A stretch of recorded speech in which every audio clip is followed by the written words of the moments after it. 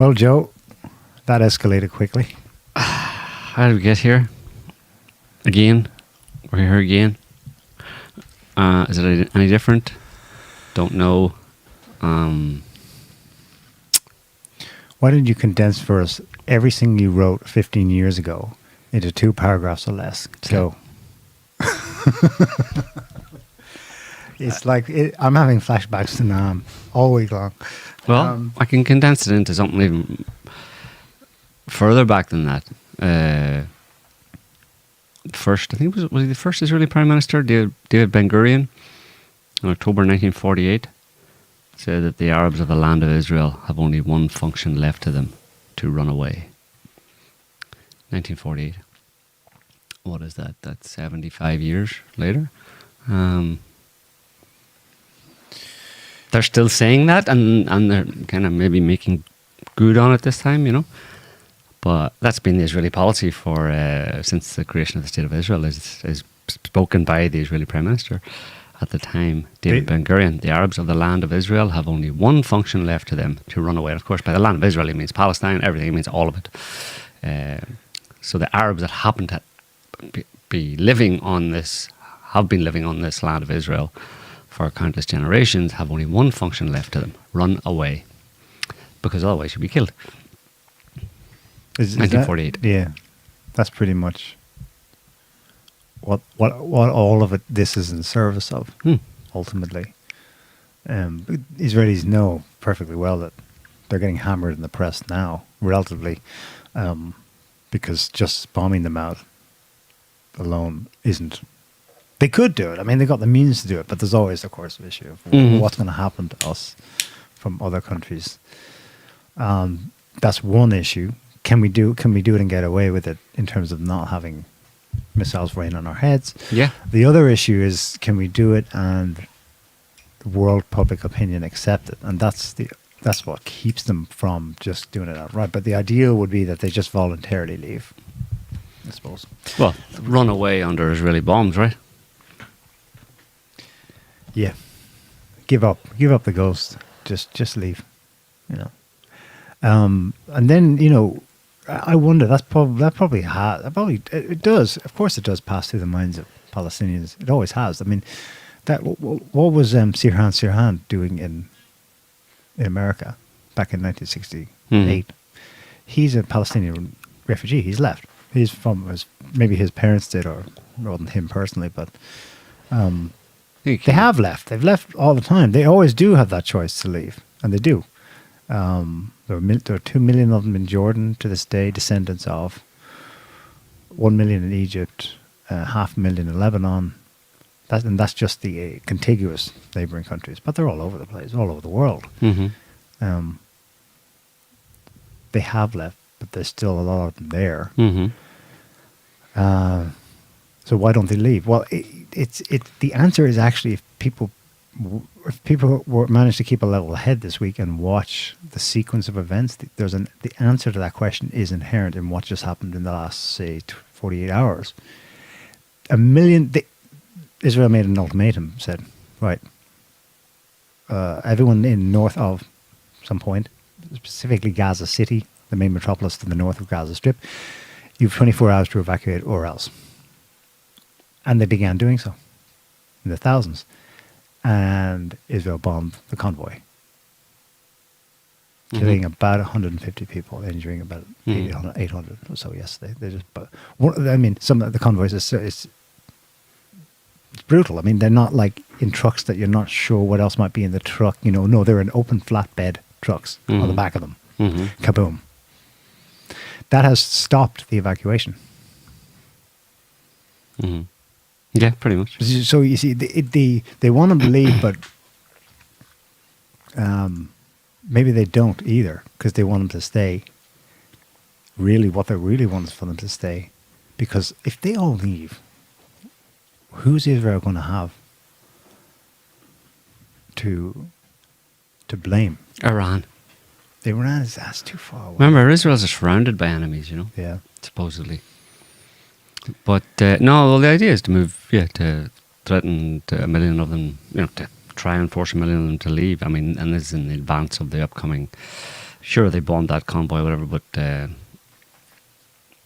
think we'll have to wait and see if how many. I mean, people are moving south, it seems, but like the strategy seems to be that move 1 million people south, because their plan is, because Gaza City is in the north, which is quote unquote Hamas's stronghold, and the plan is to take Hamas's stronghold, which is really like the top half of Gaza. So you're talking about 10 by 5 miles or something, piece of land,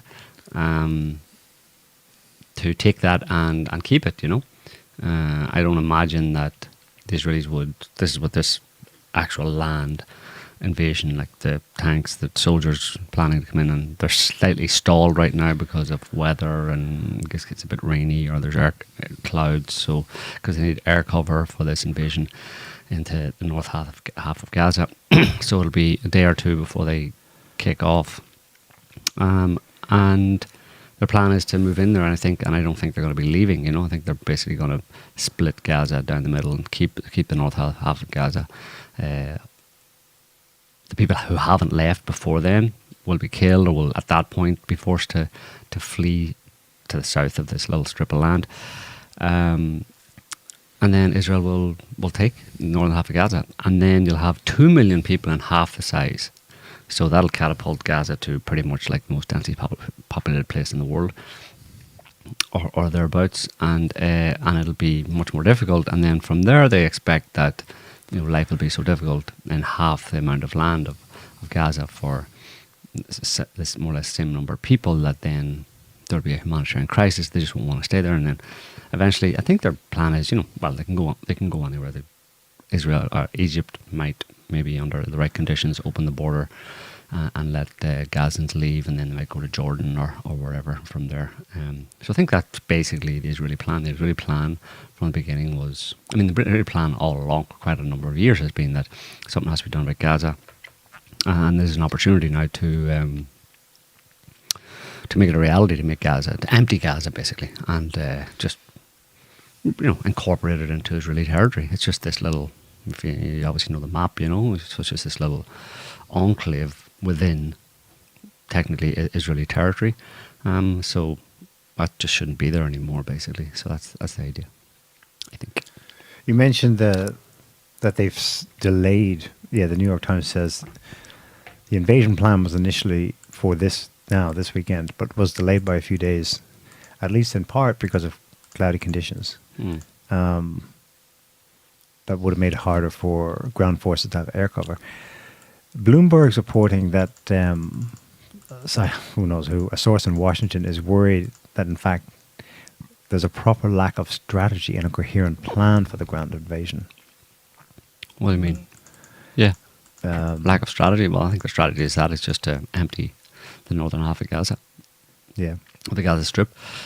Sure. The Israelis don't need much of a strategy. It's just go in and shoot everything that moves. And in fact, they've you'll be shocked, I'm sure, to hear that the IDF has loosened its rules of engagement for this upcoming invasion of Gaza. Now, the IDF had very loose rules of engagement to begin with, but this is reported by the Telegraph. It says that the Israeli army has reportedly loosened its rules of engagement ahead of the expected ground invasion. We're going to get that up. This would be the first. Any minute now from Scotty, maybe.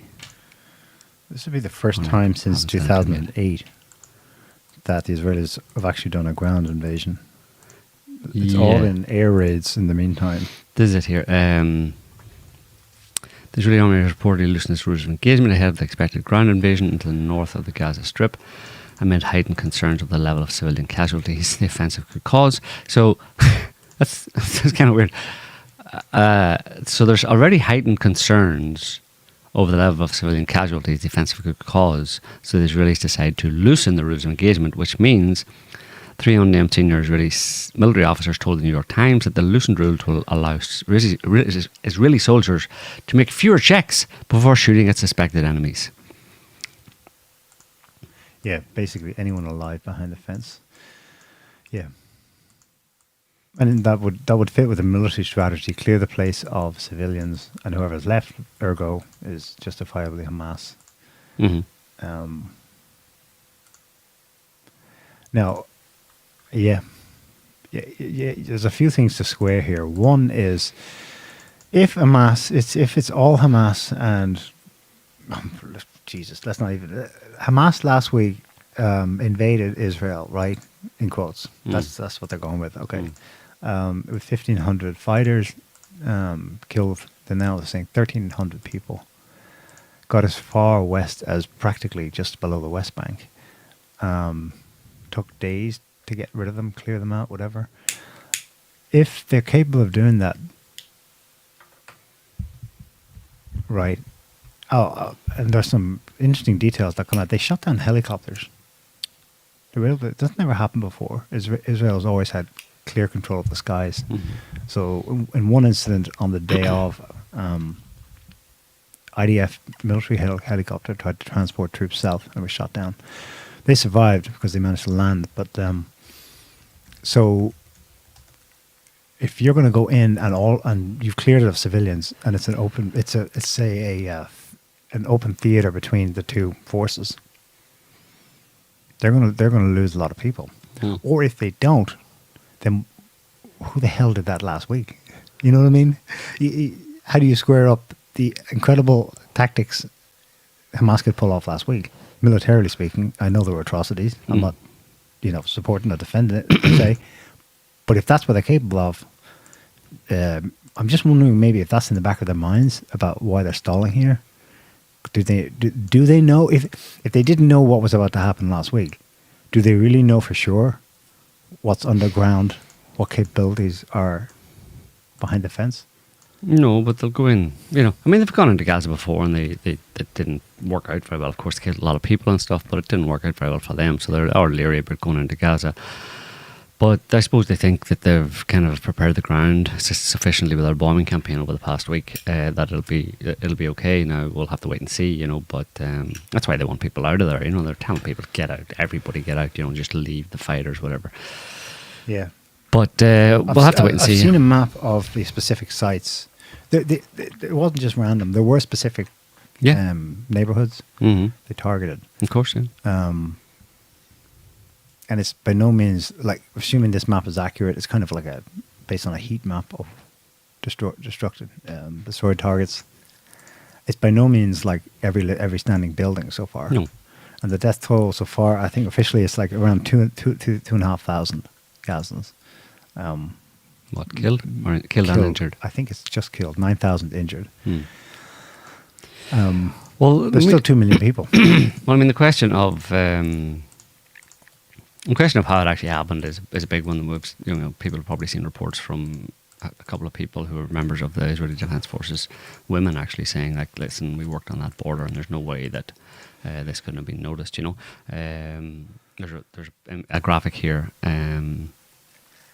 you can look at of the actual outline, of all along that border, all along the eastern border of Gaza. The whole thing's about 25 miles long, and you have got this 300 meters of no man's land between Gaza proper, and then you have a series of watchtowers all the way along, and then you've got a kind of concrete area of 100 meters up to a fence that's 6 meters, 20 feet tall, razor wire, and then behind that on the other side you have a watchtower with cameras, and those watchtowers as well have remote controlled arm systems that actually can identify targets and shoot at them without anybody actually being there. And they didn't even work, and it seems it doesn't seem to be any reference to those having worked as well, let alone anybody actually noticing what Hamas was doing. And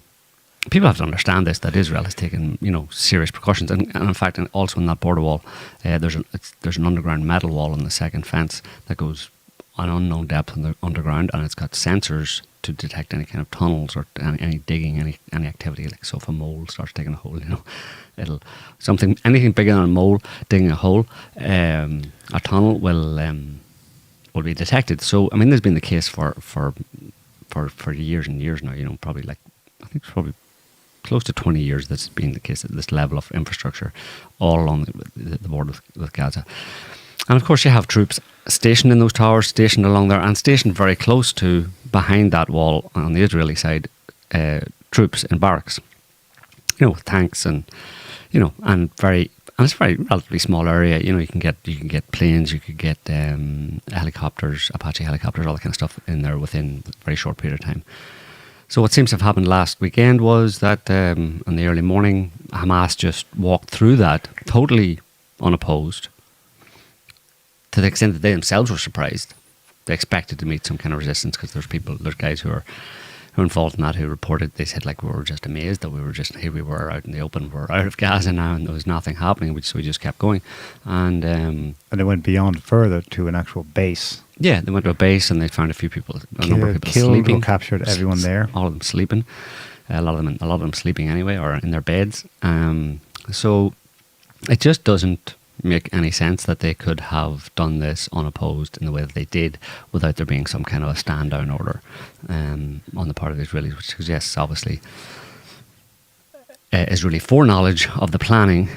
And of course, we had the report that Egypt, seems to be nobody disputed that Egypt claimed that they told the Israelis that something big was happening. And of course, people say, well, what do you mean something big? Could be what? Well, when, or who, when, what, why, where, whatever. That's not good enough information, but it is for the Israelis. If the Israelis get word from the Egyptians that over the next week, let's say, or in the next X number of days, something big is going to happen, they're going to be on full alert. That watchtower, that border, all those border posts are going to be on heightened alert. So it's just the idea is ridiculous, Yeah. And it reminds me of 9/11 in a certain sense. There were stand-down orders, appear to be stand-down orders, or confusion around the American response to the 9/11 attacks, which is, doesn't surprise me then that this is called Israel's 9/11. You know what I mean? And it's actually quite true, as long as you understand what 9/11 was. It's true with an asterisk. Yeah, with a footnote. So. And why would they do this? Well, Israel needs justification. This is the thing that people can't get their head around, right? Israel needs justification, has had for a very long time, a problem with Palestinians. They needed some kind of solution to the Palestinian problem, the fact that they had stolen Palestinian land. They had expropriated Palestinian land, 75, 80 years ago, brought in a load of Israelis, basically ethnically cleansed the Palestinians from large parts of the land that they'd lived on for hundreds of years. But they didn't get rid of them all. And the populations grew over the years, whatever. You end up with having places like Gaza and the West Bank. And those people stand as a testimony to Israel's, the immoral, let's say, the immoral nature of the state of Israel in terms of its foundation. How it was created. It was created on an immoral basis. And the existence of these Palestinians, who are the people who owned the land beforehand, stand as testimony, living, walking, breathing, talking testimony to Israel's lack of right to exist in the way that Israel exists today, which, because people say, does Israel have a right to exist? What do you mean Israel? I'm not talking about Jews here. Of course, people seem to conflate that with, or it seems to me that it's conflated with Jews have like Holocaust, Jews' right to exist. Well, but the literal, so what you're saying is, but the literal question is, does Israel, the state, have a right to exist as it's currently that's what they say. With the basic law. Everybody has to agree with that. And it's like, well, hang on a minute. What is the basis or the foundation of the state of Israel? How was it founded, and how is it continued in its statehood from then till today? Well, it was founded on the expropriation, the illegal expropriation of another people's land, and over the years since then, the continued theft of those land against international law. They're flagrantly in violation of international law. The state of Israel today, the new settlements that are being built in the West Bank, continually have been for many years, those are all illegal. So, and no one disputes that, because it's international law. And pretty much every time there's a UN resolution on it, the rest of the world, apart from Israel and the United States, agree that Israel is acting illegally in the expansion of the state of Israel onto other people's land and the eviction of those people. Yeah. So the answer to the question is, does Israel, as it is today and is continuing to exist today, does it have a right to exist? Well, it does not have a right to exist under international and moral law. There's no such thing as moral law, but international law, which is generally founded in basic morality, Israel does not have that right to exist, according to the UN. So that's why I'm always like, I don't debate people on this issue because it's very simple. And anybody who doesn't understand the simple nature of it, there's no point in me talking to them. You know, it's almost like I don't need to talk to people who understand, and there's no point in talking to people who don't understand. Because all they're hearing is, so what you're saying is, Jews don't have a right to exist. Yeah. Huh. You're a Nazi. Right. But they would, which is ridiculous. That's why I wouldn't talk to people like that. Anybody who comes with that perspective or that line of argumentation is like, dude, just go argue with someone else. That's silly. It's the same absurdity as all the other ones where they go straight to you're a Nazi if exactly. You say Trump's not that bad. It's inane, It's childish bullshit, you know, and they're not serious people who have that kind of argument with you. But so that's my problem is whenever, and it's even in the media, you know, they have to kind of preface any debate. They might have two people from both sides on to discuss it, and it seems that a lot of time the implication is, okay, before we start, everybody here agrees that Israel has a right to exist, okay? Only then can we start the debate. But it's like, no, by saying that, you've actually concluded in favour of one of the parties before you even start the debate. Because that is actually the debate, like I just explained. But by saying both parties have to agree that one of them is correct, and now let's have the discussion, it's like, what? So, bonkers, bizarro stuff.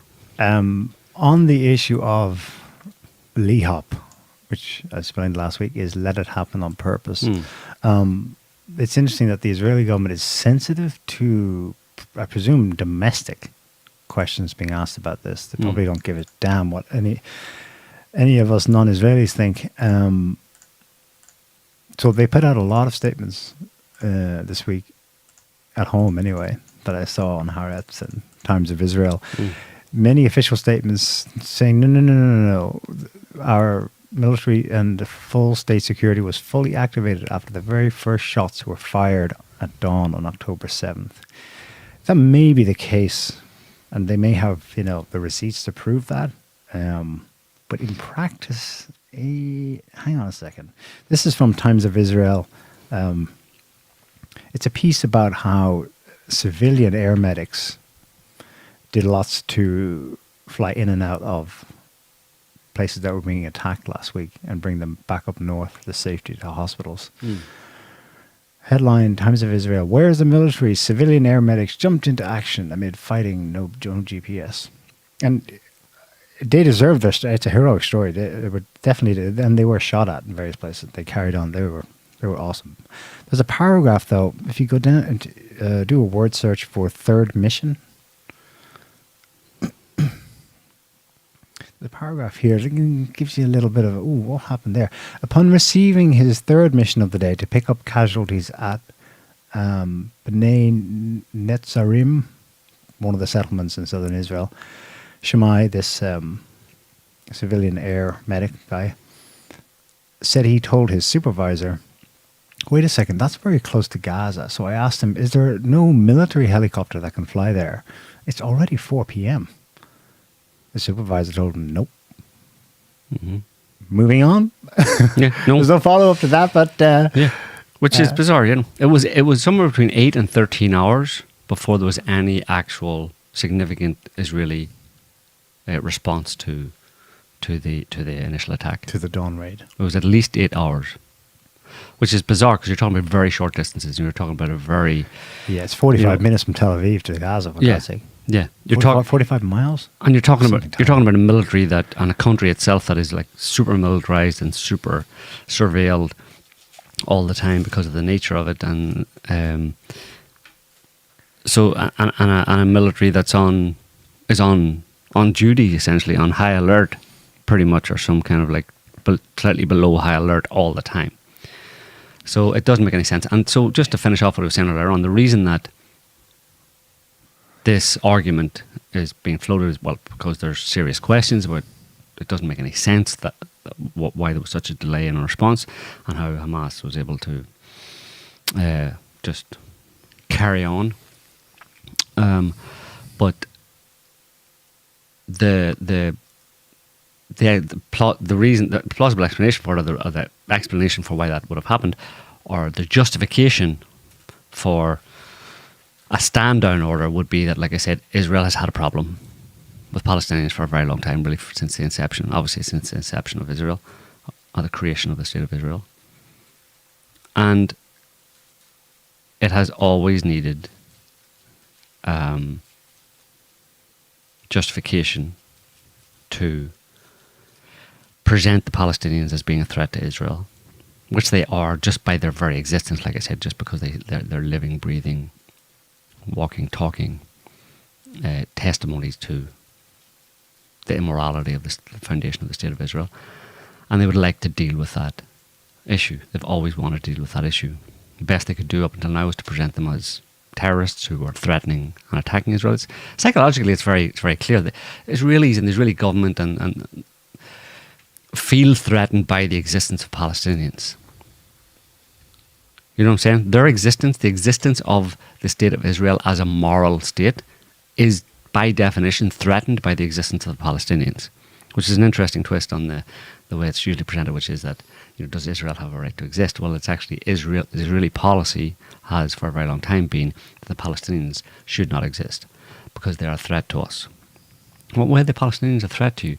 Well, that they exist, that they're there, because they're there and they keep talking about how we stole their land. And they were a reminder that there was a people there before we arrived. Right. So that would be much better if they were just disappeared, if they were removed from the pages of history and everybody forgot about them.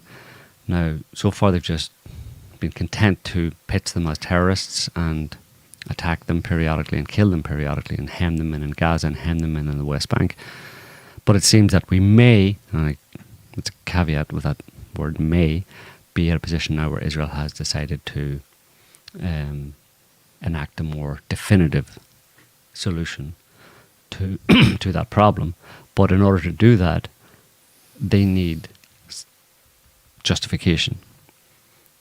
Now, the easiest way to get justification is to obviously let it happen on purpose, a situation where Hamas gets to kill a lot of Israelis. Boom, there's your justification. 9/11, a year prior to 9/11, neoconservatives, PNAC, were talking in papers, policy papers, writing policy papers about the need to send American troops over into the Middle East to secure American hegemony throughout forward into the 21st century. But that wasn't possible. You wouldn't get the public support for it without some kind of a catalyzing event, like a new Pearl Harbor, that would then give the justification to the American government and the American military to go and do what it needed to do to Iraq and Afghanistan, etc. And 9/11 served that purpose. So this 9/11, this Israel's 9/11, seems to be serving the same purpose, and seems to have essentially the same let it happen on purpose source to it. Okay, if we follow this through, then you're suggesting that this is happening on a schedule of Israel's choosing. This is not rather than something that's just happened and they're opportunistically following through on something that's decades old. Well, what's decades old is their desire, but not really having the opportunity or the political will, or not feeling it was necessary at that time to enact a final solution to the Palestinian problem. But yeah, it seems that this kind of been in the making for a few months, but it has been decided that by someone somewhere that this needed to happen, and then to facilitate it. Do you think this is being done, that is the case for doing this is entirely limited within whatever is good for Israel, or is this done with other global schemes in mind? It gets kind of complicated at that point. What when you happens start to wonder. Central bank, digitally cashless society, global pandemic, biopharmaceutical security, state structure, American hegemony, empire. Well, yeah, how does all that play in? American hegemony, or is it just what Israel wants today? First and foremost, it has to serve Israel's purpose, obviously, first and foremost, but other agendas can be directly attached to it. They can converge together, everybody can agree that, okay, let's do it. It's good for all of these different reasons, you know. One of them obviously being Israel and its long desired final solution. But also, I mean, recently you had Saudi Arabia cozying up to BRICS and kind of snubbing Biden. Now, I don't want to make too much of that, but there seems to be a move towards Putin and Xi's multipolar world, which is very bad for America. So you can ask the question, how does a war in the Middle East impact that multipolar world and the way it seems to be manifesting, and who does it benefit someone more than other? Would a war in the Middle East right now benefit American hegemony? Would it help to bolster American hegemony to the detriment of a multipolar world? Certainly, if there was a war in the Middle East, you'd have gas prices, you'd have oil crises, energy crises through the roof type thing. Depending on which way certain actors or certain countries, where they aligned themselves in such a war, would there be a remaking of alliances? It sounds pretty complicated. I mean, maybe they have it very clear as to what would actually happen, the way it would go, and how it would benefit America and Israel. But they're wishfully thinking maybe, things but like, that are opposite to reality. Possibly. Well, they don't know the outcomes. You know what I mean? They don't know the ultimate outcomes. They think they know what the ultimate outcomes are, but there's many a slip twixt cup and lip, as they say. And from an energy point of view, what does China do if there's some kind of embargo? What if Iran, in the event of some igniting of a war, what if it blockades the Persian Gulf? No more oil in or out. No more oil out, primarily. None to China, right? Could derail China's... How long that will last, I don't know, but, you know, it might be a kind of like a Samson option in a certain sense. If you really don't like China and you realize that China is an energy hog and gets a lot of its energy from the Middle East, well, then you just fuck up the Middle East. Right? Yeah.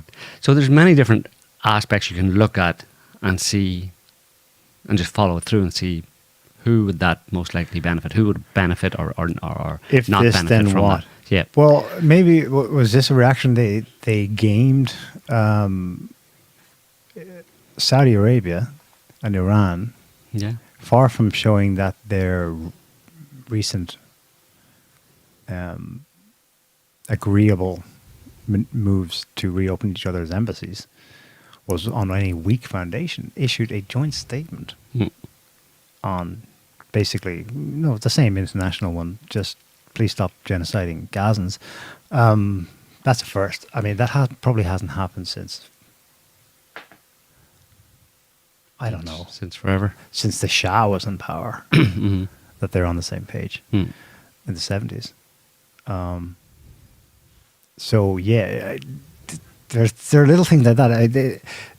Israel's usefulness from the American point of view, as a way to divide and conquer, in the broadest sense of that term, the Muslim world, and within that then the Arab grouping specifically. If they're thinking that they can flare this up and redo it, the signs so far are opposite. They're all saying this. They're all on the same page. Egypt says, no, we're not opening the border because we know that means ethnic cleansing as they come out. They should stay, resist.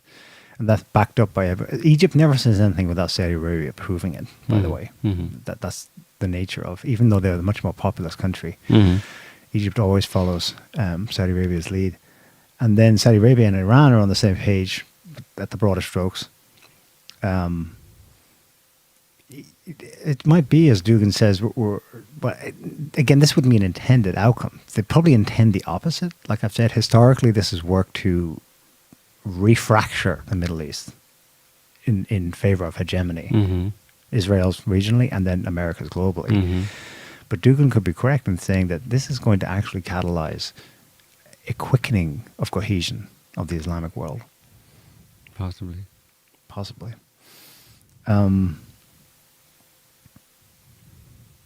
Yeah. What next? It looked like it was escalating faster than it's kind of in a hiatus right now. Hezbollah in the north, tit for tat exchange of fire, but that still hasn't kicked off. That could. It looks like Iran's being bashed in the Western media as being behind Hamas. This is the kind of ignorance of things. Iran is controlling Hamas and is causing this. No, that's Hezbollah. You're mixing up. That's not the case with Hamas. Hamas leadership is currently hosted in Qatar. Qatar and Iran have actually been on the other sides of the divide in the Middle East, at least until recently. Except they met the leader of Hamas in Qatar, the Iranian foreign minister. Correct. That's new, though. That's new. That's an example of new alliances across the older divides. But in people's heads in the West, it's still like, oh, Hamas must be Iran controlling because they control all terrorists in the Middle East. Blah, blah, blah. Whereas, in fact, Hamas, it's so messy. Just 10 years ago, midway through the Syrian, quote, civil war, Hamas leadership declared their support for the Syrian rebels / moderate terrorists. That's how much they're not, they were not on the same page before. And Assad hated that because he had, up till that point, been the host country for Hamas leadership. And they fled. They fled that sinking ship and then turned coat and supported those who were against Assad. Anyway, and of course, they would have found willing supporters for that cause in Qatar because Qatar was helping to send Jihadi Inc. into Syria. Anyway, that may all be the water under the bridge because, like, nothing. It's like Putin said this week. Nothing unites Muslims everywhere like Gaza, Palestine. You know, what did he say? The Palestinian issue is in every Muslim's heart. So the Israelis know that. I mean, surely they know that. Are they that kind of suicidal that they're going to do something like truly more atrocious than they usually do, and bring it all down on their heads? Because Hamas is, keeping it under check. Well, not Hamas, Hezbollah in the north, but they'll do a repeat of what happened in 2006. Rain a lot stronger, bigger rockets down on, and there will be genuine, actual Iranian support, not just ideological but material support. Yeah, I saw something you posted on Twitter there quite a while ago about Netanyahu, just a few months ago or a few weeks ago at the UN, talking about unity of. A new unity amongst Israel and he was talking about Abraham Accords, basically. Yeah, it's started by Trump. It's what's called the normalization of ties and the peace for peace formula between the principle of it is that Israel and Saudi Arabia will normalize relations. That means basically, like Abraham Accords, open embassies and actual have proper state-to-state relations. To this day, Saudi Arabia officially hasn't. That's what people don't realize. They think, they're both client states / very tight allies with America these last 70 years. Therefore, they're both on the same page. No, because of the treatment of Palestinians. Yeah, this is the Saudi regime can't, or their own people would rise up and cut their heads off. I thought it was interesting to just have a listen to this. This is literally a few weeks ago at the UN, and this is what BB was saying. Only a minute long. The Abraham Accords heralded the dawn of a new age of peace. But I believe that we are at the cusp of an even more dramatic breakthrough, an historic peace between Israel and Saudi Arabia. Such a peace will go a long way to ending the Arab-Israeli conflict. It will encourage other Arab states to normalize their relations with Israel. The whole Middle East changes. We tear down the walls of enmity. We bring the possibility of prosperity and peace to this entire region. The blessing of a new Middle East between Israel, Saudi Arabia, and our other neighbors. We will not only bring down barriers between Israel and our neighbors, we'll build a new corridor of peace and prosperity that connects Asia through the UAE, Saudi Arabia, Jordan, Israel, to Europe. This is an extraordinary change, a monumental change, another pivot of history. And it's gone. So See- tearing down the walls of enmity, and then a few weeks later, it's all gone to shit. That's my question for you. Is he being a manipulative Machiavellian mwahaha actor there 2 weeks before to lead everyone into a false sense of security, knowing what's actually about to come up? Or was he not? And this was dumped on his doorstep by other actors. Yeah, you think if he Deep knew staters. what was in the planning, he wouldn't have been at the UN talking about that. I mean, why bother? You And know so what I mean? convincingly and getting applause. Yeah, I mean, of this course. is the same Bibi who like 10 years before had his bomb. Iran's here, red marker. Yeah. They're going to be here. I mean, it's a total sea change, and it's one that's based on, and it's not just out of the blue. It's the Abraham Accords. It's the normalization ties. Normalization is kind of like it's been the buzzword for years, but it has had actual practical effects. There were real plans to have transport corridors, energy corridors in the direction he was saying. And of course, what he's left out, he zoomed in on just a region because he doesn't want to piss off the hegemonists back in Washington too much. ... What's implied by that is connectivity within our region to Asia, within Eurasia. therefore with China. Yeah, of course. Yeah, one belt, one road. Yeah, that's why I mentioned it earlier on, that if there was a war in the Middle East, it would be an attempt to derail that whole Eurasian integration, which is fundamental to the Putin and Xi's idea of multipolarity. And the problem with multipolarity is that it's probably the most hated word in Washington DC over the past number of years, because it spells the end of American hegemony. And of course, what Bibi was talking about there really doesn't, it sidelines America. America isn't needed in that new plan, or needed as much as it has been, let's say, in the old world. So, I mean, you can point the fingers ultimately at elements within the Israeli state working with elements within Washington, the Washington establishment, who came up with this plan to seed a new war, seed a new serious Middle Eastern conflict. Yeah, the U.S. actions derails. immediately after this, sending 2 aircraft carriers and whatnot, Yeah, and the Brits as well. speak to planning beforehand. That's not just a response. Oh, here you go, carte blanche. Because they've not been giving carte blanche to Israel. I remember there was a spat at the end of Bush's second term. Yeah, Israel not getting what it wanted, and Bush was like, F you. And then Obama, same thing. And Biden is hammered in Israeli press because he's, lefty and won't give us what we want. And then suddenly they get everything they want. You can't kind of trust your blink on it. Oh, they've historically been all on the same side, so therefore they will be now.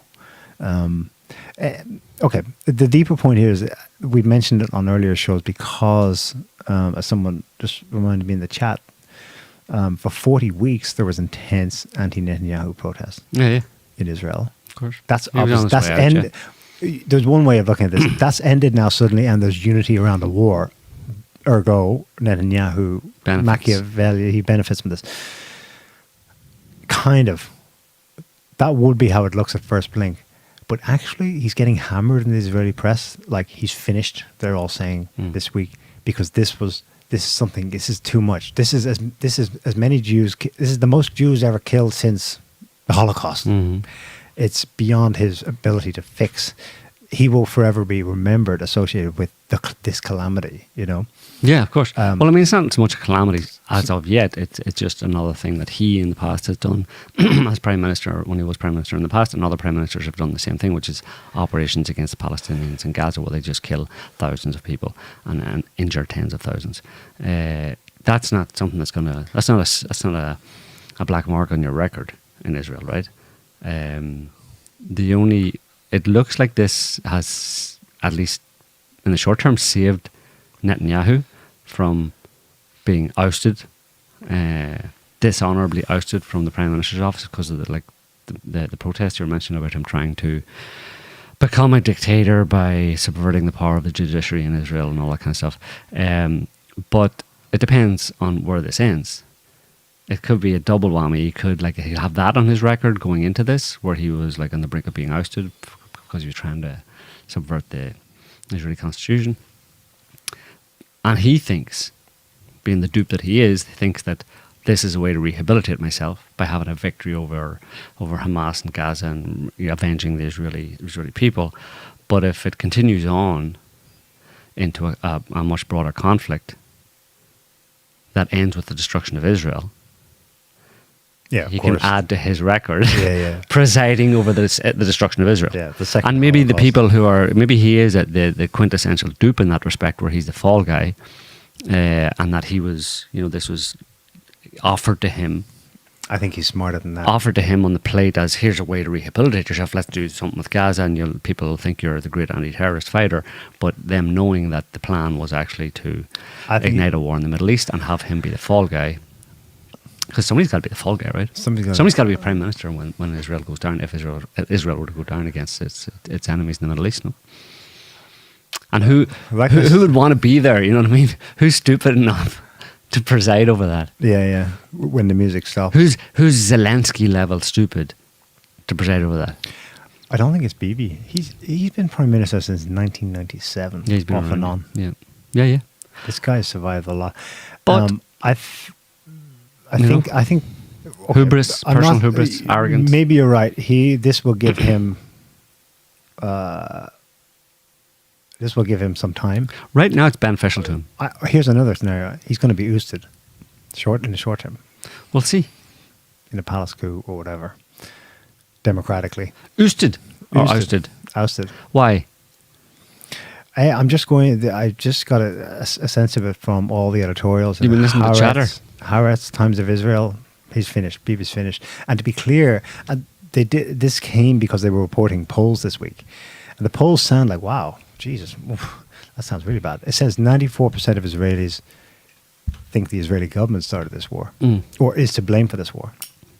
And you're thinking, wow, they're all pro-peace. No, that's not it. They're blaming this government for allowing this to happen, for not being vicious enough, doing something about the Palestinians, and therefore it happened because it's a calamity. There's just a different. There's a different. It's different in Israel. If some Jews are killed and it justifies a war, you can capitalize on it. But when it gets too much of a national disaster.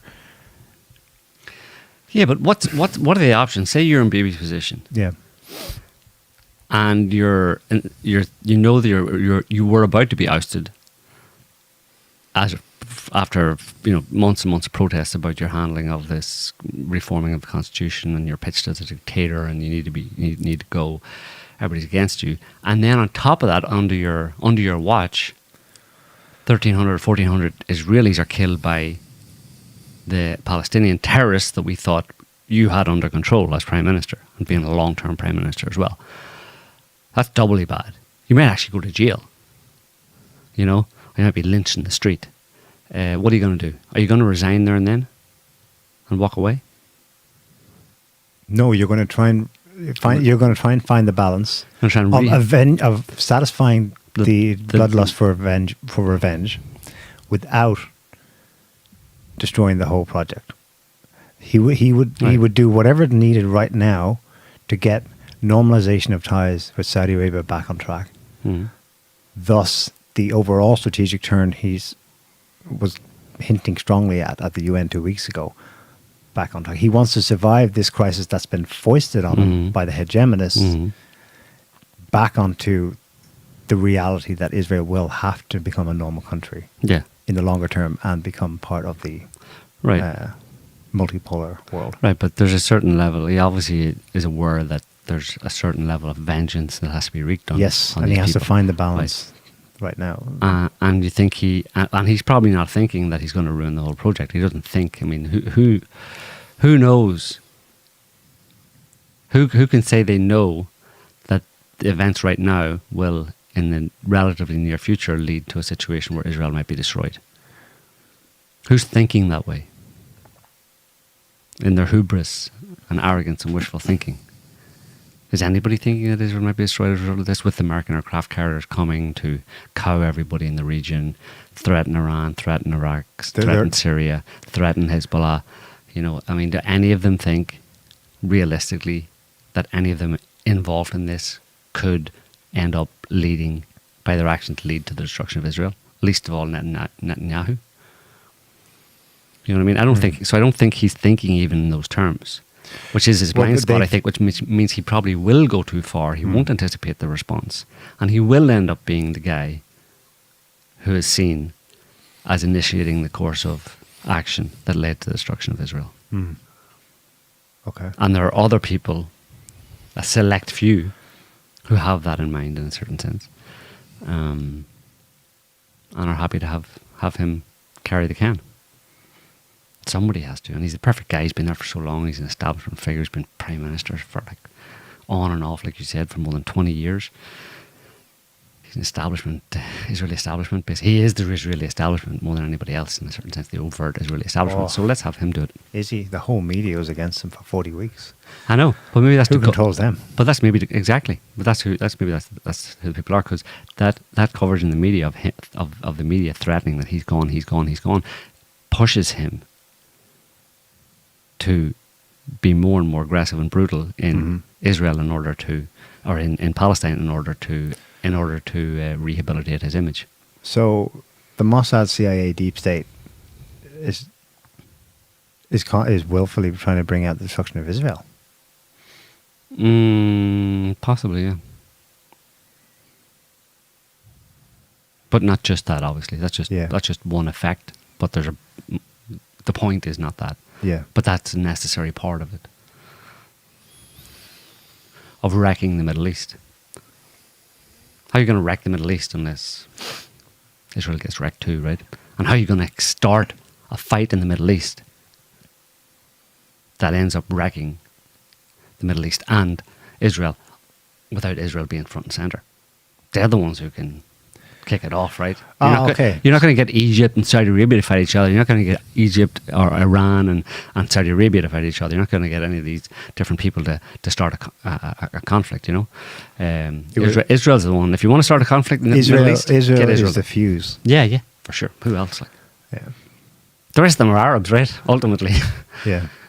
You know? You're not going to have a genocidal war of Armageddon between Arabs. Ultimately, you're going to have it between, as the Bible says, it's going to be between the Jews and their enemies.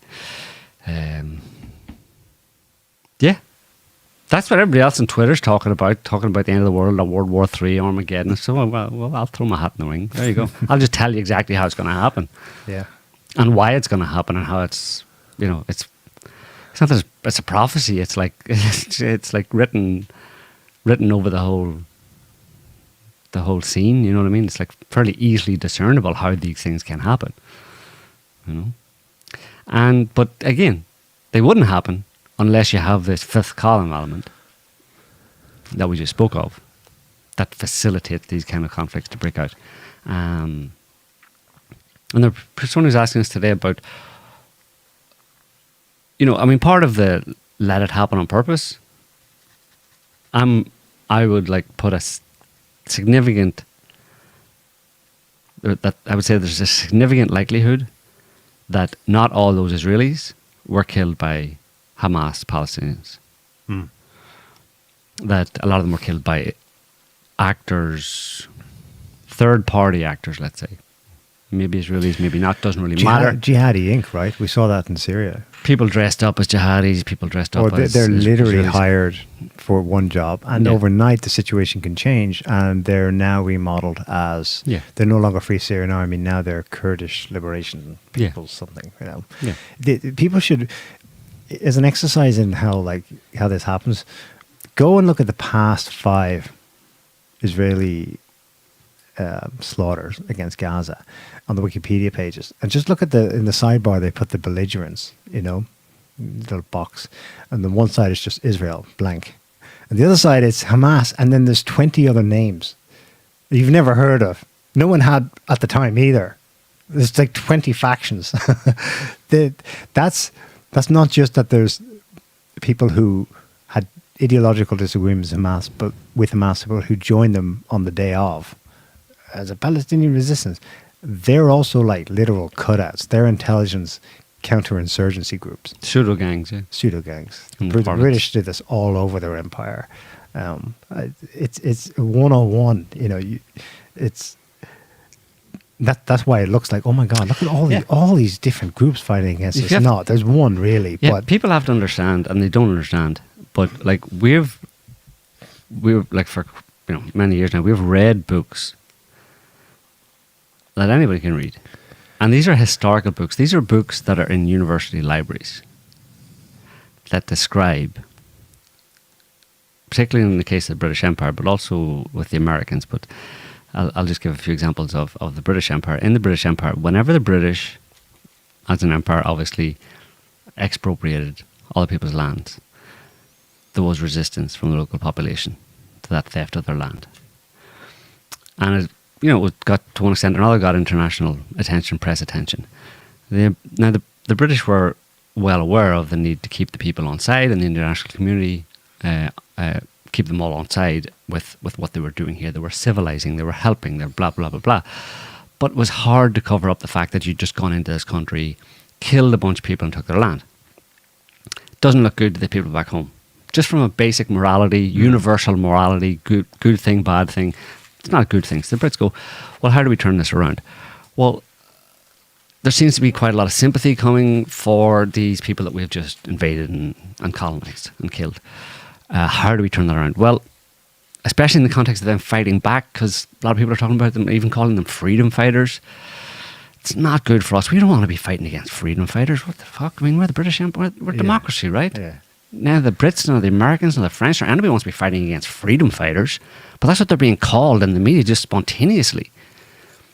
Because, yeah, technically we went in and stole their land and killed them, and now they're fighting back, and that's generally the definition of a freedom fighter, if there is one. So how do we make these people look bad? We can't have them looking good in this way. So let's have them do things that make them look bad to the international population. Let's turn them into terrorists, basically. Criminals and terrorists. So, well, sir, that's a good idea, but we have a problem. We can't really get them to do these bad things that you want them to do, like kill civilians, massacre civilians. They seem to be only focused on trying to kill us, the British military presence. Oh, that is problematic. So what do we do? Well, what we could do is get either ourselves or people, contracted by us to dress up as in the uniforms of these quote-unquote freedom fighters and have them kill civilians, and then take claim for it and claim it, take responsibility for it. Okay, that sounds a good idea. Let's do that. So they did that in Kenya, they did that in Malaysia, did that in several other areas of empire, in Cyprus, Northern Ireland. In Northern Ireland. And these are all documented. Iraq. I mean, you had... That was more the Americans, though. Yeah. The Americans did too. So again, these accounts are in university library books, by scholars, historians. So if you know that information, know that actually has happened in the relatively recent past, is part of Western military doctrine when you're trying to conquer another country and subdue its population and get approval by the international community.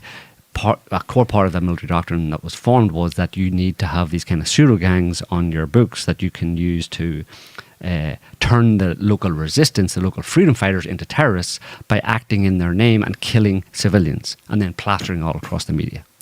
So the fact of the matter is, because if I just give this straight off the cuff, people say, yeah, where'd you get that from, you crazy conspiracy nut? Like, I got it from a university book. Yeah. I got it from a factual historical document that had actually happened that no one disputes. That's where I got it from. It's not a crazy conspiracy theory. This is a central part of Western military doctrine going back decades.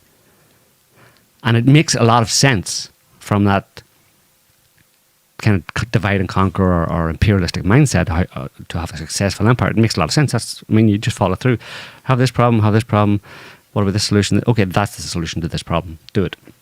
So all we're saying in this situation is that it fits the profile that this particular context where you want to, it's been ongoing for a long time with the Palestinians, where the Palestinians in Israel needed to be pitched and presented to the entire Western Western world, of the global community, as terrorists. So they need to do things that terrorists do. They can't just be shooting Israeli soldiers.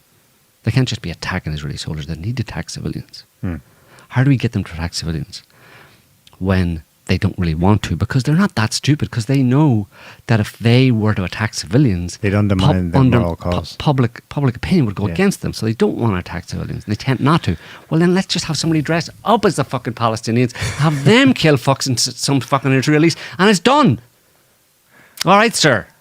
We'll try and make it happen. Like, give us a few weeks and we'll try and make it happen. But, it's we're going to need a lot of secrecy around this, and it's going to need to be done carefully, because if it gets out to the media, obviously we're fucked big time. So, well, it can't be that hard. Look, I'm talking about dressing some Palestinian-looking dudes up in Palestinian uniforms. Like, say, give me 20 of them. Is that too many to ask for? 20 with a psychopathic mindset who like shooting people. Give them guns, give them the uniforms, and tell them to run into that kibbutz and kill as many people as possible. Can you do that? I mean, you follow orders, right? Yeah. Can you do that? Is it that hard? Well, we need guns, uniforms, and dudes. Yeah. The thing that holds people back from it is the moral qualm. When you point it logically, it's like, yeah, theoretically that could happen, but they'd never. Who would never do what? I know. Here's the thing. You don't even have to go to academic books about. Go and look up Frank Kitson. Frank Kitson was the British chief of counterinsurgency in many places. He's the source of one of the academic books I'm talking about. Not his own memoirs. His own memoirs, but wrote about what he calls pseudo-gangs. Yeah.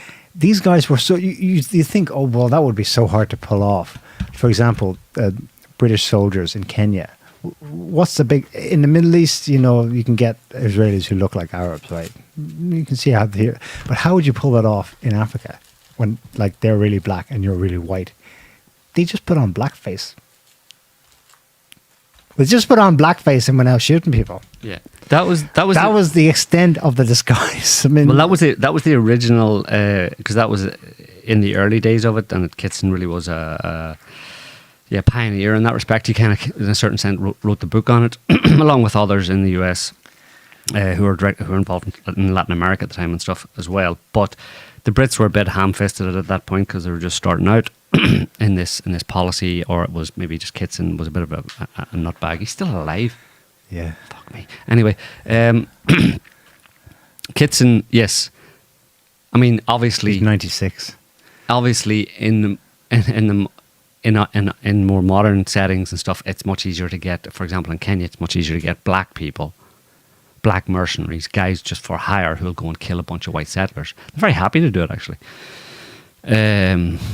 But in that case, yes, Kitson originally did implement that policy of having British soldiers rub boot polish on their face and take advantage of the fact that, you bust into a white English settler's house in Kenya and beat and kill them all.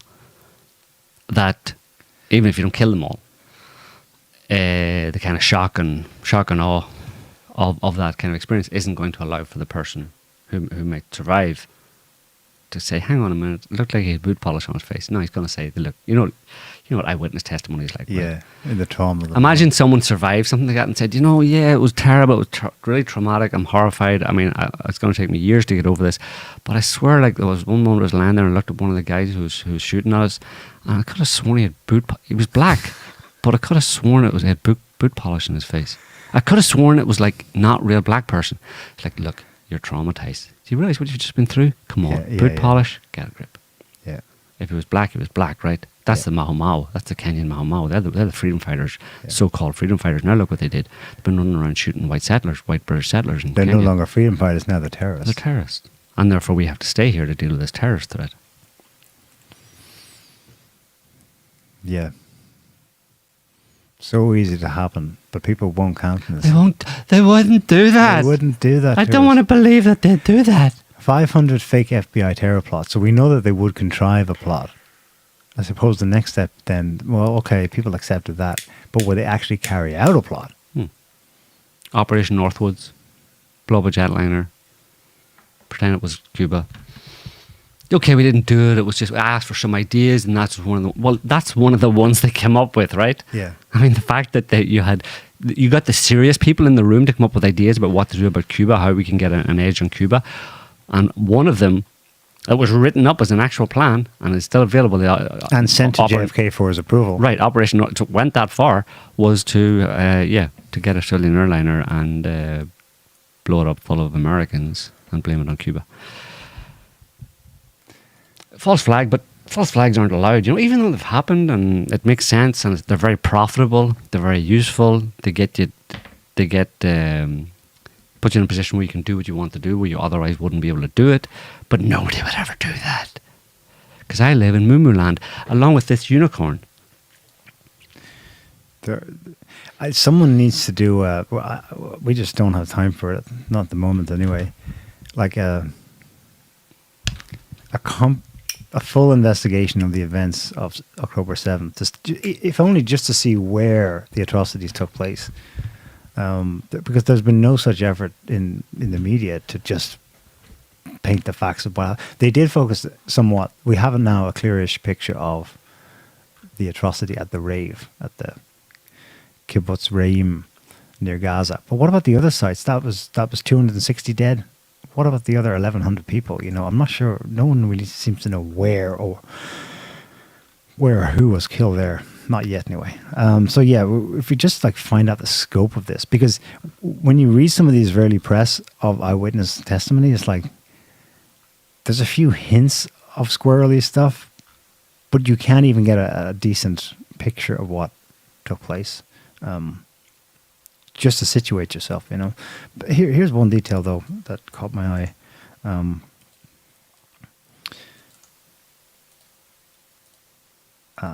Survivors of one of the attacks against a settlement near Gaza.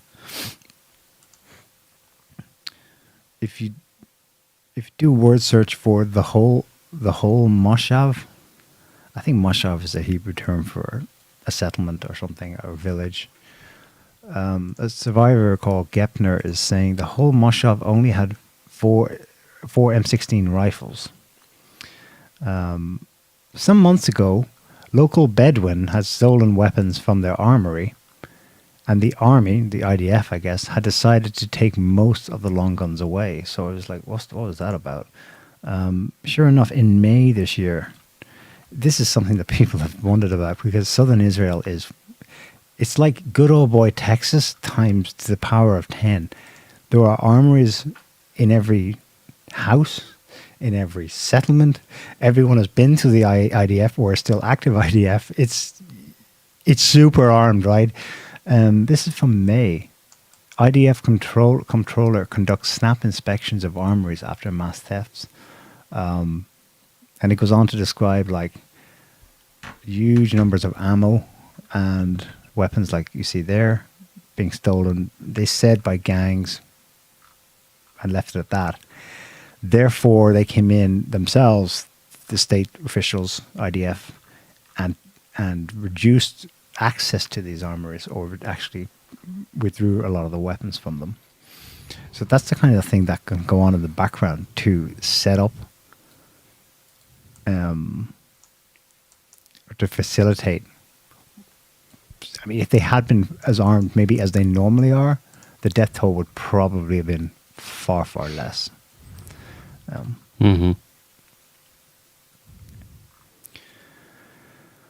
So it's, yeah.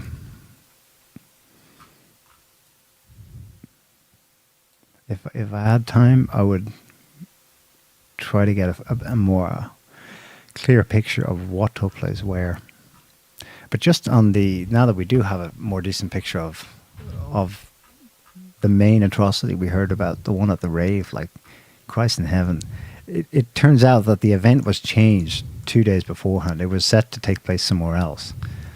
Okay, think about that. Hamas got wind of that, adjusted their plans accordingly 2 days before. There's a lot of testimony that from survivors published in Israeli media that they didn't know who was who there. Like, one of them explicitly said that part of the reason so many were killed in one spot is because initially they were avoiding rockets. There were a couple of rockets landing nearby. So they began to go, okay, let's get out of here. So they got in their cars and went to the main exit. And you've seen the drone footage since then, or the photos of all these torched cars all just together on the side of the road. That checkpoint was set up by people who were dressed in police uniform. And then those police, who in the official narrative were in fact Hamas, who managed to get police uniform 2 days before, whatever, opened fire on them. And didn't just open fire on them with weapons, but with RPGs. I mean, they fired rockets into the cars. That's why so many of the cars are torched. Mm-hmm.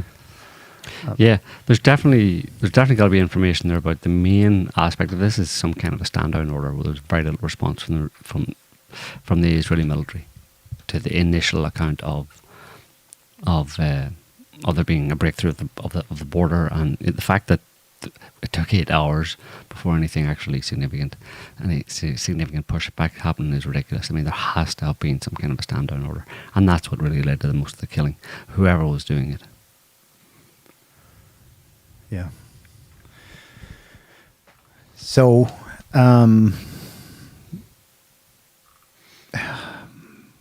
what do you see happening next?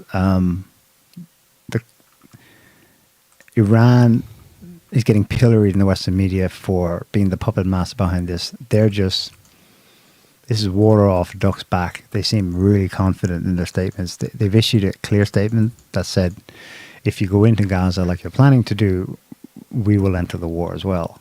Is that just hot air? This sounds like confident talk. I presume they mean by that to imply not a direct state versus state, but they would enter it proxy via Hezbollah in the north. Mm. It depends. We'll have to wait. It's horrible to have to wait through this, and just like, because the waiting through it is basically involves a lot of people dying. A lot of innocent Palestinians, and particularly children, dying while we wait to see what happens. But it's all dependent on how far the Israelis go and what they do. I think it'll get to the point, it can get to the point where it'll be public Arab outrage will force the hand of the governments, and once Israel gets wind of that happening, or if it's significant enough, then you can have an ignition of something much bigger, But it's almost like there has to be enough sacrifice of Palestinian lives to have more sacrifice of more lives. Yeah.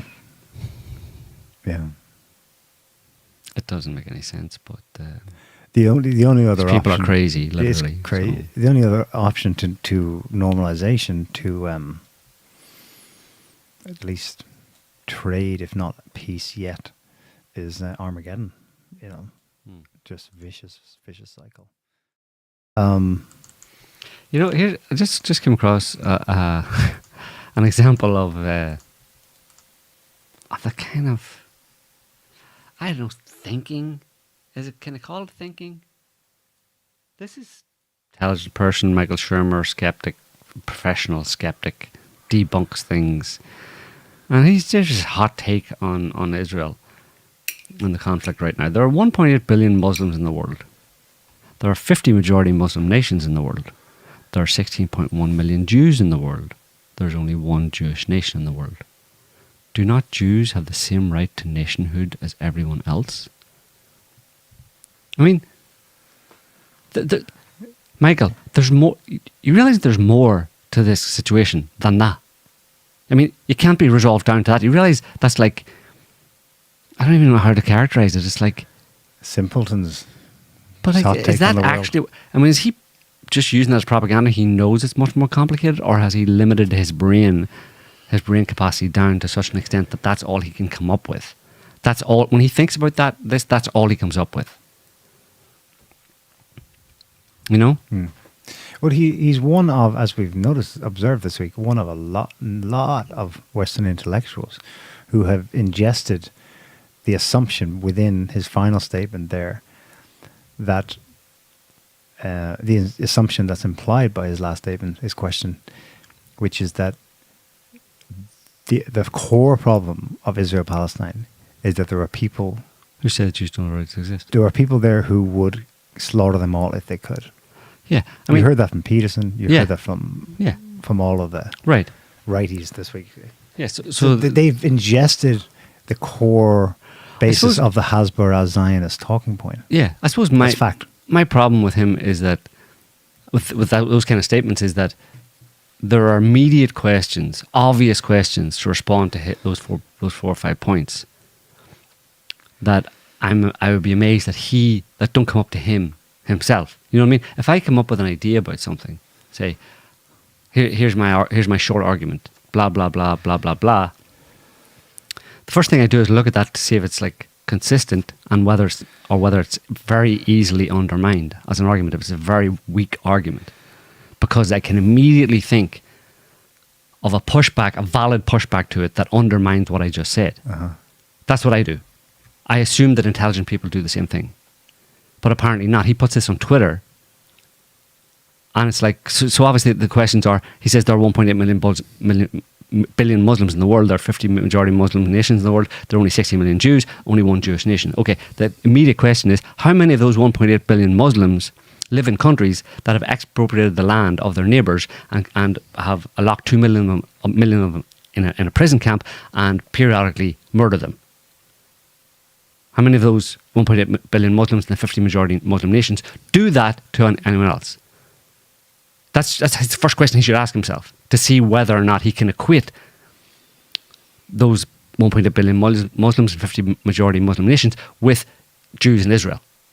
Because the defining aspect of Jews in Israel is that they have stolen other people's land, they continue to steal other people's land and their neighbours' land, and they continue to murder and torment their neighbours. So if you're going to decide if any of these people Muslims or Jews have a right to nationhood, you have to look at that question, you know? They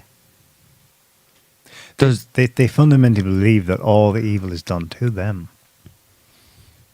That the problem began with the other people. It's just opposite to what you just described. They just believe the opposite. But how can you believe the opposite when it's in propaganda? It's in contrast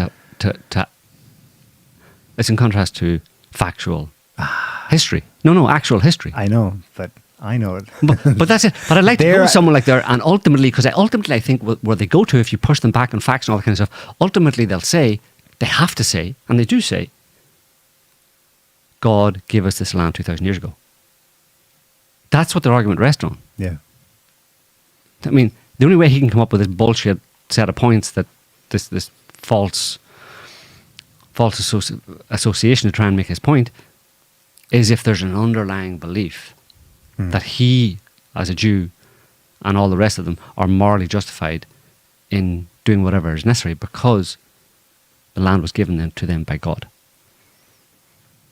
But of course, well then, it's open season on taking anybody's land based on some text you can find or make up yourself that says that land was yours 2,000 years ago. Let's all do that. Wouldn't that be a nice world to live in? Don't even start doing it at a national level. Start just at your local level. You know, adopt a faith, write some ancient documents, pour some tea on them, write some documents and pour some tea on them to make them look old, that say that the land that your neighbour's house on was actually given to you by this God that you... Here, look, I have the title deeds. Yeah, I'm going to take it. We start at the local level, so everybody in neighbourhoods can go and steal their neighbours' houses based on a concocted religious text. That is literally how the settlers acquire more land for Israel, piece by piece. The deeds. Yeah, God said, therefore, get off my land. And they shoot the Palestinians if they don't leave. Yeah. So happens every day, all the time. We literally have no one to actually talk to about this. We have literally no one to argue with. I mean, I have literally not seen one person on Twitter, in the media, anywhere, publicly talking about this that has a valid argument that I could actually engage with. That it would be worth my time engaging with. Because, you know, none of them seem to be open-minded enough to actually try and because it's complicated, right? Yeah. So they just want to go for the black and white oversimplified statements, and it's us versus them, and my God's, like Laura likes to say, my God's hot and your God's not diddly squat. My God's shit hot and your God's not diddly squat. That's the level we're at, fair enough. But I'm not arguing. You know, Yeah, I know. I'm not arguing with people on that basis. It's ironic because there's only one other active military/political force on the earth that thinks the same way. ISIS. Right. God said, therefore everything is justified. Specifically the expropriation of land, and they began with Islamic State in the Levant, and then Islamic State in Syria and Iraq, and then it spread out to actually all the way to Philippines. Why? Because Islam everywhere, and they have their silly maps of the world all in black with the ISIS flag, right? And North Africa would take all of it. We're expropriating all of it. Yeah. There's no one else with except Israel, and we're going to do it by force. We're going to kill people to get it. So. So ideologically, and everything we do is justified because God. Yeah, at a basic level, the ideology is with the Israeli ideology and the ISIS ideology is there's a match there, in terms of their attitude towards. Yeah. And you notice but of course they call Hamas ISIS. Exactly. Well, that's what last week's atrocity, the take-home message was. Hamas is ISIS. Hamas equals ISIS, and it was on our local newspaper. They had an Israeli.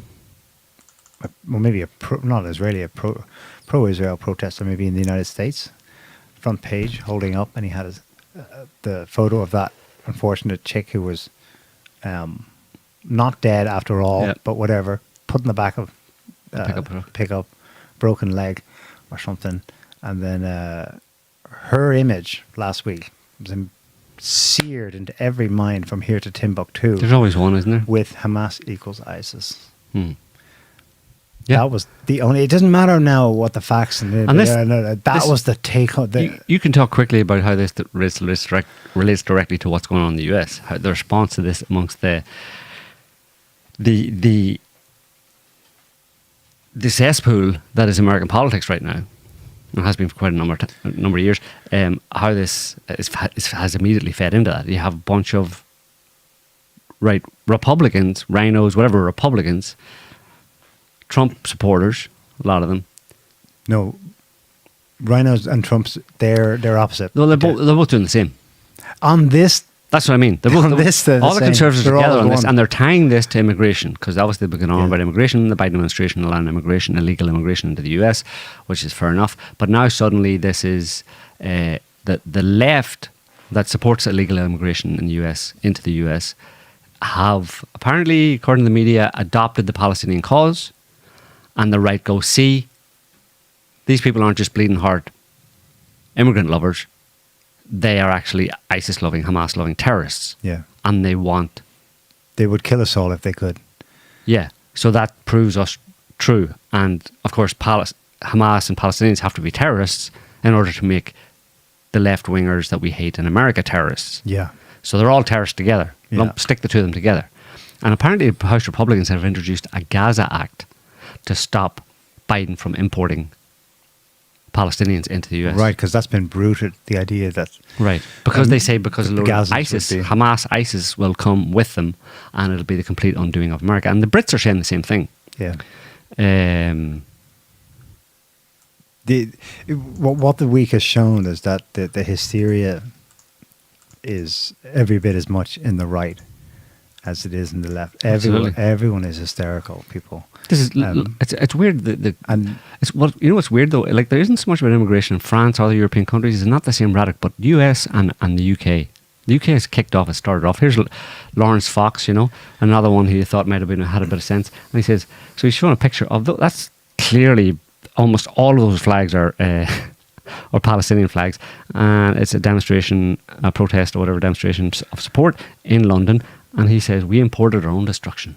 Farage is saying the same thing. Yeah, this is he looks at that and sees terrorists. For years and years and years, there have been as Israel periodically slaughtered Palestinians in Gaza, launched attacks on Gaza, and in the West Bank. People in the UK, long-term pro-Palestinian supporters in the UK, in Ireland, in France, in a lot of European countries had marches like this when these kind of things would happen. And nobody said a word.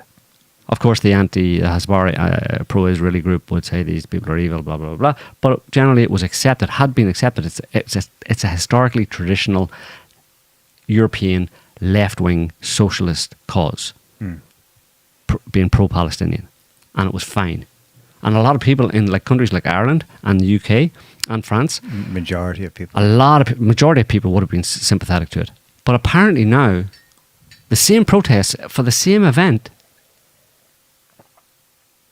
i.e. Israel attacking Palestine, is called by people like him the essence or the beginning of our own destruction. Because all these people now are apparently terrorists. Why? Because the media told them? Because of what they did in Israel? Because for the first time Israelis in significant numbers were killed by Palestinians, whereas beforehand you literally have tens of thousands of Palestinians over the past 20 years killed by Israel. Tens of thousands killed. The majority of them civilians. And nobody said a word. Israelis are not terrorists for doing that. I mean, literally, it's as bad as what Hamas is alleged to have done last week. I mean, they're literally dropping massive bombs on apartment blocks and just blowing kids apart. But Israel is never a terrorist for doing that. You know what I mean? That's why I don't talk to people about this. Because there is no sense, not even the base. And I'm not talking about partisan anything. I'm talking about very, very basic 2 + 2 = 4, and everybody agrees, right? No, we don't agree that 2 + 2 = 4. It's like, okay then, I'm not talking to you. They've been led along in stages by programming, and now it's complete, you know. Red Fox says, Douglas Murray, British commentator, is pushing for legislation to expel Hamas supporters from the UK. He's gone off the deep end. That's tame. In France, protests, it's illegal to protest. They've just passed a law. It's illegal to protest in support of Palestine. In Germany, they've made it illegal to say the phrase, from the river to the sea, all of Palestine will be free. These are now anti-Semitic, added to the great big black book of anti-Semitism in Germany. I don't know how far they're going to go with this, but the immediate knee-jerk legislative responses are troubling. You know, if they can go this far so quickly, imagine if this escalates and goes further, basically, yeah. What it is, it's a tacit acceptance by the establishment. The establishment, all these right-wing alternative voices are supposedly against because they're globalists, right? It's a tacit acceptance by the establishment that Israel's narrative on Palestine is the only one they will brook. Which is, I mean, this is the week that if it was still alive, democracy died in Western Europe. You know, when you have governments who are, you know, like deliberately facilitating massacre and genocide, a slow genocide and massacre of civilians, and at the same time you're not allowed to talk about it, crushing any dissent at the complicity from the population, crushing any dissent from the population at the government's complicity in this massacre and genocide. I mean, how bad? I mean, it's as bad as Nazi Germany. Probably. I wasn't there, so. Well, it'll be as bad as if they follow through with without the word war. Deportations. I just mean and punitive. The tone of it is bad. Yeah. Yeah, it is. Look, it's not. It was this bad in COVID too. Yeah. In the end, they didn't put us in camps and jab us, but you know they wanted to. So this is another expression, I suppose, of the totalitarian nature of Western governments today. They're saying to you, they're threatening to do it to you. Can they follow through? I don't think so. I think they're pussies, but we'll see. Yeah. So I think that's a brief synopsis. There's obviously all the things we could have talked about, but we've gone way too long. We didn't really do it, but this will beg a future show where we try to parse out after 7 years of generally being aligned with the right wing on most international and social issues, what, if anything, was of value? Because obviously we can't just all flip left, right again. Clearly both sides have are shot through with hysteria and bullshit, and they don't all have the big picture. So maybe we can do a show on that another time, yeah. Yeah, so do you know how copper wire was invented? This better not have anything to do with the Jews. 2 Jews fighting over a penny. Oh my God. Ooh. Anyway, on that profoundly anti-Semitic note, Vile. What would Jordan Peterson say? I would just say, well, actually, that joke is actually told about Scottish people, and you just made it topical for today's show. Well, no, it's like you can take your pick. Yeah, it's equal opportunity. Like just people who tend to have a tendency towards being penny pinching, get that joke. Yeah. So big deal. Let's all have a laugh with each other. It's funny. No, it's anti-Semitic. Oops, it's anti-Semitic. Anyway, let's go. We better leave before the fucking Stasi come to the door. So yeah, we hope you enjoyed the show, folks. We will be back next week with another one. On no doubt the nasty stuff that has been going down between now and then, and how it has developed and where it looks like it's going, and we'll be bringing you our take on it at that time. So until then, stay safe, and I don't know, don't talk to anybody. All right, see you next thanks week. for watching. Bye. Can't stop the signal, Mel.